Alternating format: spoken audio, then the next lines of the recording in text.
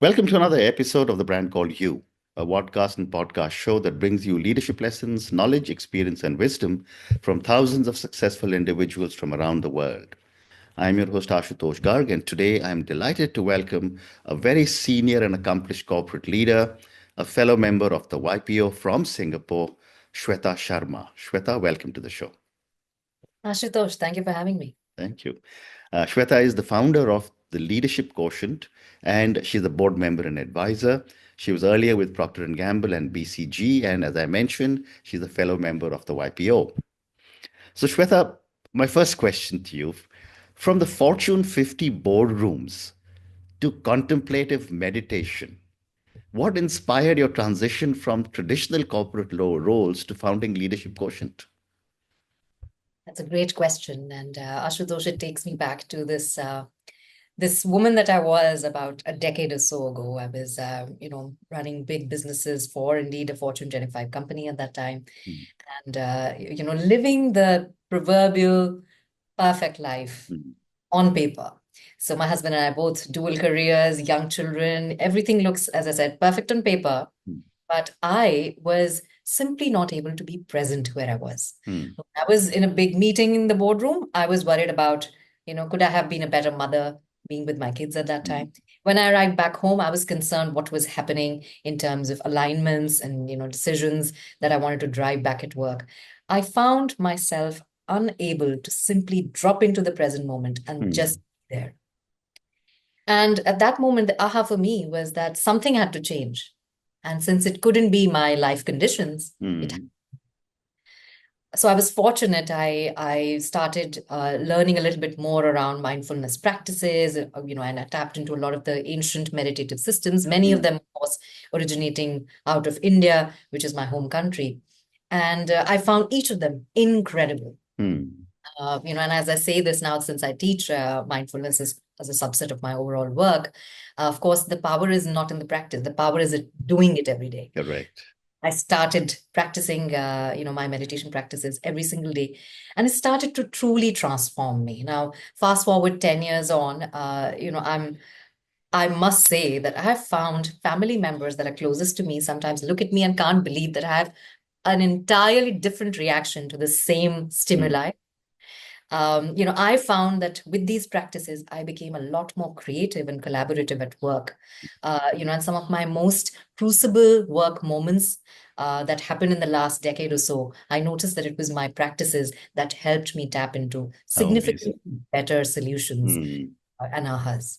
So wow. that's a little bit about how that came about. Wow. Wow. Wow. And what role did your personal journey with Kriya Yoga, SVYAS, and meditation play in shaping the mission of Leadership Quotient?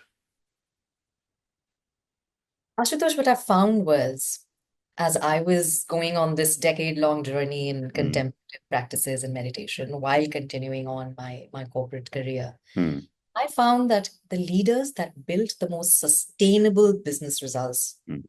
with the healthiest organizations were leaders who were not differentiated by their intelligence, core intelligence, but Right.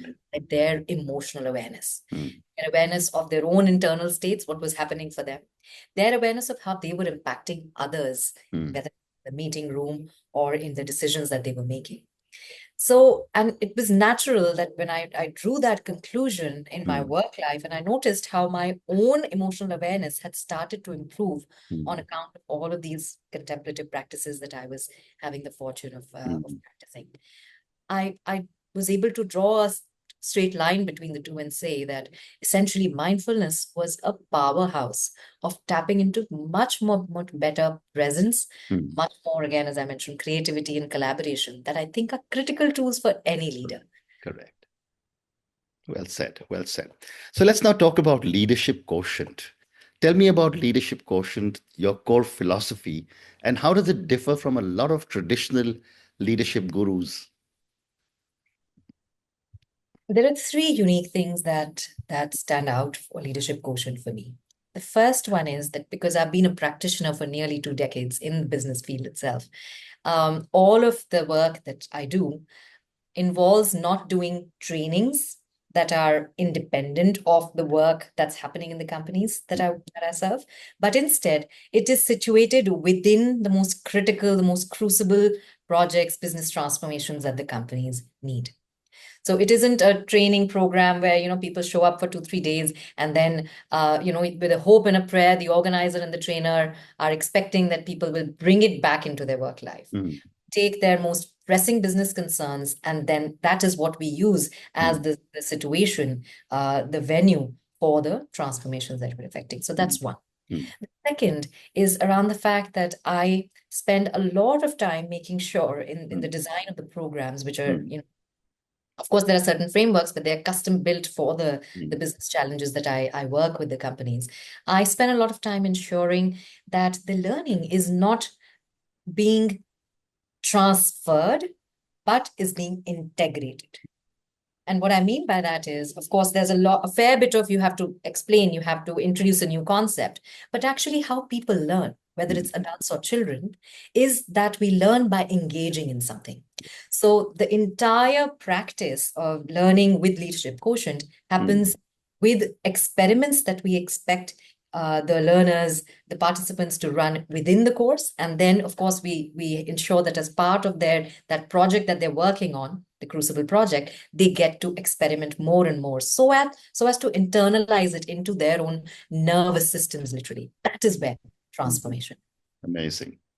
And help me understand the somatic practices and contemplative experiments, and why are they relevant for leadership development? And how did you integrate these? That's a great segue from what we were talking earlier, Correct. because the important aha that I had was that, of course, all of us with our education and the opportunities and exposures that we have a lot of access to insights that are highly cerebral, deeply intellectual, and in that they make great sense when you read them. When you read, oh, this is a great way to be a leader, or you go through a training, or you hear a speaker talk about what are great traits of a leader, or you read it on social media. But actually, when push comes to shove, when the rubber hits the road, under the most stressful situations, actually, almost every single leader, in fact, reverts to what I call their typical style, their fallback style. So, and that fallback style, unfortunately, comes out of an autopilot. The autopilot that most of us are on essentially does not have sufficient awareness for them to be able to then log into any insightful aha that they had intellectually absorbed. On the other hand, when you do somatic practices and when you do contemplative experiments that I was mentioning are part of Leadership Quotient's work, you actually end up, as I said, internalizing those ahas, and the learning gets stored not just in the intellect, but in your entire nervous system. It's a little bit like when you see, say, you see Novak Djokovic, executing a beautiful forehand. It's not just that he knows intellectually how to do the forehand. His entire mind-body complex has logged into how to execute that forehand. The reality is that this isn't just true for sports. It's also true for our habituated reactions. Correct. That we can change them, but we change them through practices and experiments where we store that knowledge much deeper than just the intellect goes. Great response. And how do these practices help leaders deal with stress, ambiguity, and decision making under pressure? I think one of the things I've found was that, and this is true for everyone, whether or not you're in a leadership position, the world today is such, the term that flies around a lot, the US military term, VUCA, the world is volatile, it's uncertain, it's complex, it's ambiguous. Correct. And getting even more so. And the rate of that change is accelerating at an even faster pace than we would have said a couple of decades ago. And with that comes, for every single human being, whether or not in a leadership position, a significant load to our nervous systems.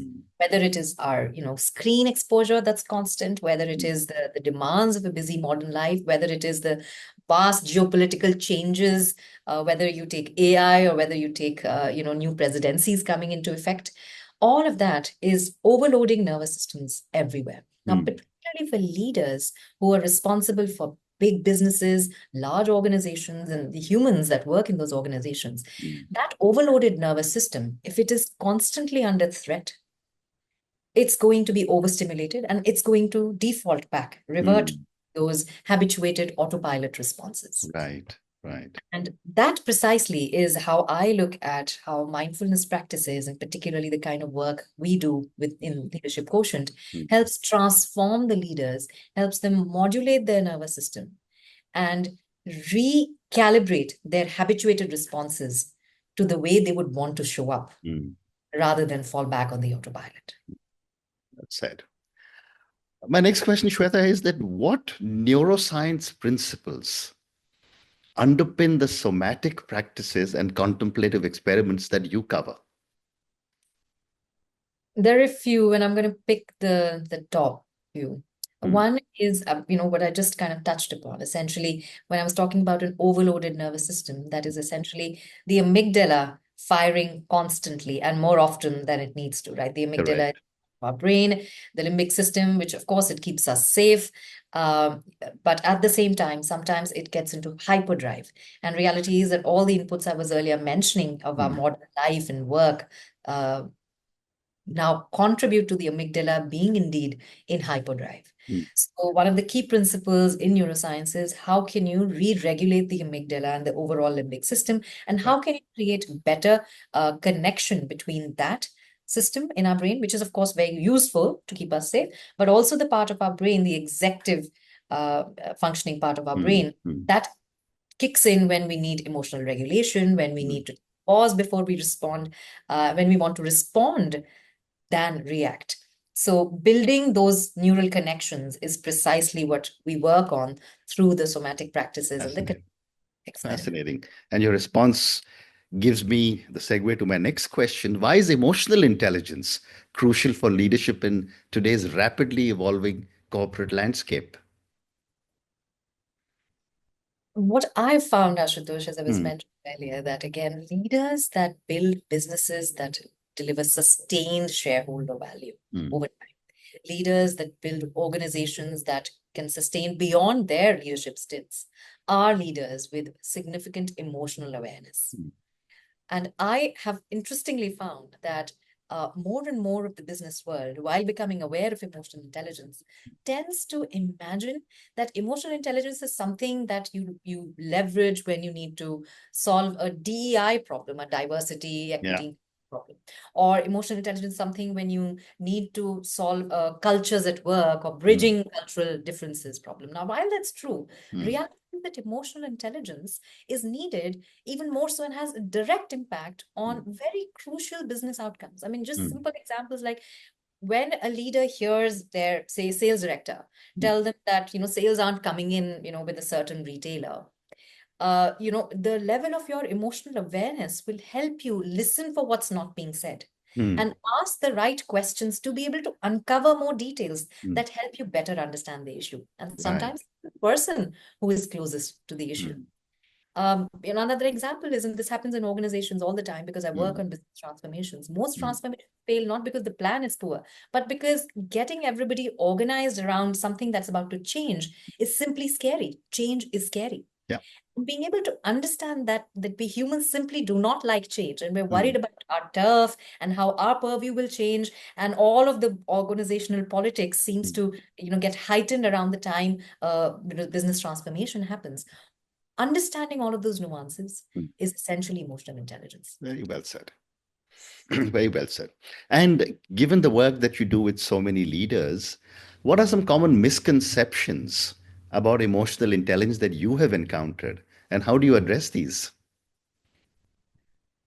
I think the first one was what I touched upon, which is that emotional intelligence is great for DEI and cultures at work, when Correct. really emotional intelligence is critical to solving your most pressing business needs, Mm. solving them sustainably, creatively. Mm. Another one is, of course, that emotional intelligence is for softies, right? Actually, emotional intelligence is being able to identify an issue and Mm. being respectfully call out what needs to be done in Correct. a way that the delivery does not hinder the content. Mm. What I've seen most leaders fail at is that they have the noodles for it, they have the intellect, but they haven't yet built the emotional bandwidth to be able to deliver a tough but critical message to Yeah. whether it's reporting in a performance appraisal or Mm. whether it is an organization that needs to sell, say, pull their socks up in the face of an impending business challenge. Amazing. That's leadership to me. You also do a lot of work in the area of mindfulness. What role does mindfulness and vulnerability play in building emotionally intelligent and resilient leaders? How I have understood emotional intelligence in all of my work, Ashutosh, Hmm. Hmm. that again, as I was saying, that there is an intellectual way to approach it, where Mhm. you understand that it's great for you and then you use it tactically. Correct. But that transformation is rarely lasting or sustainable, and is definitely not sustained under Hmm. severe pressure, which Hmm. most business leaders tend to face Hmm. time to time. The other is leveraging ancient wisdom, modern neuroscience, to be able to effect a change in literally a leader's way of being. And that happens when as I was mentioning, regulating the nervous system and starting to recalibrate the habituated responses to Hmm. something that you would want to stand for. Hmm. And it is that that enablement is done through mindfulness. It is Hmm. mindfulness that allows you to be able to recalibrate the entire system Hmm. to a way that you want to show up rather than the habituated Very, way. very interesting. Let's now come to some of the work you are doing in Leadership Quotient. And my question is, what is the structure of a typical Leadership Quotient workshop? And what outcomes can participants expect? Majority of my work happens over a course of time because we're looking often at business transformations or critical projects that companies are working on. But usually we would have a few phases. The first phase is to understand the business and the challenge, which is often done spending time with the senior most leader in the organization. And I think that this is something that I can't underscore enough. I have found that there are leaders who have told me things like, yeah, this is great for my organization. You need to spend time with them. I unfortunately don't have time for this. And I'm like, then looks like you're going to have to work with someone else because Yes, the leader truly sets the tone. correct. Found that once the leader transforms, the rest of the organization follows suit very quickly. Mm. On the other hand, it becomes near painful when the organization is itching to transform, but the leader is still stuck in their previous paradigm. So that's usually phase one. And then phase two is when we start to do live workshops, usually spread anywhere between a period of 3 to 9 months, Mm. where we engage with the organization again on the specific business issues we've called out in a dedicated manner, where I layer design thinking as well as emotional awareness frameworks to be able to move the needle on the problems over time. Well said. So, time for two more questions for you. Can you share a success story where Leadership Quotient significantly transformed an individual and organization? And I don't want any names, of course. Um, One of the most heartening ones recently was, I was working with the, chair and CEO, and there was a decision that they were making on making a major pivot in, frankly, the entire industry that they're in and looking to expand into an adjacent industry. And what I noticed was that the pattern was when they engaged me, there was a certain decision that they made, and what they wanted was to transform the organization to start to work towards that. But every time we met, I would see a lot of back and forthing happening on the decision itself. And that was the time that I was like, before we do these workshops, let's just sit down here and understand what is causing this back and forth. Hmm. And, I leveraged one of these frameworks I have, which I call the heart, and gut coaching, to be able to help the board and CEO identify, the chair and the CEO, identify Hmm. that there were certain unmet needs and aspirations for the Hmm. organization that had not been called out and calibrated between them. Hmm. And once we were able to log into both the head, the intellect, the heart, which was where some of the aspirations were coming from, and the gut, where some of the fears and concerns were coming from. Hmm. Once we tapped into all of those three, the conversation we were able to have unlocked significant value for the entire organization, which for the last year was just running a bit helter and skelter. Are we Correct. doing this? Are we not doing it? Are we blowing hot? Are we blowing cold? And once they were aligned, at the very next workshop, they could speak from their head, heart, and gut to the organization on what they wanted and how they saw it coming to life. And the thing is, business is not rocket science, Ashit. Hmm. Once we get clear on what we want to achieve, capable organizations are more than able to, gather resources and run and achieve it.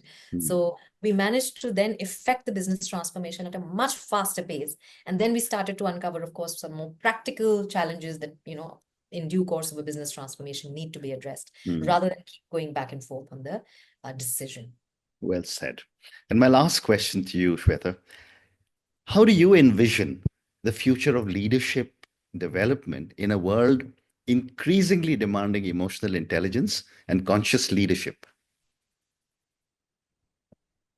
I foresee that more and more leaders are going to become aware of how critical emotional intelligence is. Already, whether it's Gartner, the Future of Work report, etc., are starting to highlight how critical emotional intelligence is amongst all the various Correct. skills, right? And typically these were called soft skills, but they're starting to take on prominence in the Future of Work predictions. So I imagine the future of leadership development is more and more in helping more leaders access these emotional intelligence skills. And I hope that it will be in ways that are, as I said, all about transformation that sticks even under pressure. And I believe that that happens when we do somatic and mindfulness work as Wow. a profession. Wow. Thank you. And on that note, Shweta, I just want to say thank you so much for speaking to me about your own incredible journey. We covered a lot of very interesting ground on leadership quotient. You told me about the core philosophy. We spoke about handling stress, ambiguity.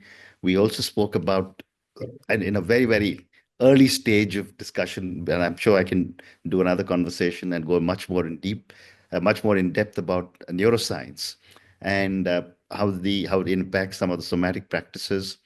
We spoke about emotional intelligence, and we spoke about the future of leadership.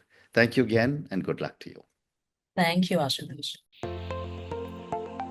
Thank you for listening to the Brand Called You videocast and podcast, a platform that brings you knowledge, experience, and wisdom of hundreds of successful individuals from around the world.